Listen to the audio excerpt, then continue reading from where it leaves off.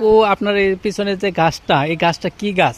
আমি অনেকদিন পরে এই গাছটা দেখলাম, যদি এই সম্বন্ধে কিছু বলেন। আসসালামু আলাইকুম। আমাকে ভাইয়া প্রশ্ন করেছে যে আমার পেছনে যে গাছটা এটা কি গাছ। আসলে এটা এমন একটা গাছ, দেখতে মনে হচ্ছে কি যেন এত সুন্দর সবুজ, পাতাগুলো কত সুন্দর, দেখছেন পান পাতার মতো দেখতে, কি ফাইন চৌড়া এবং মোটা। এটার ভেতরে মাঝখানে রয়েছে এমন একটা সুন্দর জিনিস, যদি আমি আপনাদেরকে পুরোটা দেখাতে পারতাম আমার ভালো লাগতো। আমি একটু করে আপনাদের দেখাচ্ছি।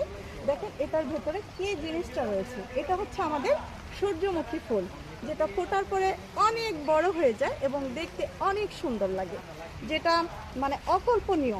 তাই আমরা যদিও একটা ফুলও আপনাদের পাচ্ছি না ফুটন্ত দেখানোর মতো, কিন্তু গাছগুলো দেখুন কত সুন্দর, একেবারে সতেজ প্রাণবন্ত, কত সুন্দর মোটা এবং সুন্দর আপনারা দেখতে পাচ্ছেন। সেই সাথে দেখেন এর মাঝে লুকিয়ে আছে আরও একটা অসাধারণ জিনিস, যেটা আমরা এখন আপনাদেরকে দেখাতে যাচ্ছি। একটু হয়ে চলে আসেন, এই দেখেন ভিতরে কি সুন্দর ফুল, অকল্পনীয় সুন্দর ফুল। দেখেন সূর্যমুখীর মাঝখানে সাদা এত সুন্দর আমাদের যেটাকে বলা হয় বেলি ফুল, অর্থাৎ হাজারি বেলি ফুল। আপনারা দেখছেন এটা আসলে শুধু রূপসীতেই সুন্দর লাগে। এইখানে এসে রূপসী আবার নিজেও তৈরি করে নিয়েছে। এই যে দেখেন আপনারা অসাধারণ ফুলগুলো।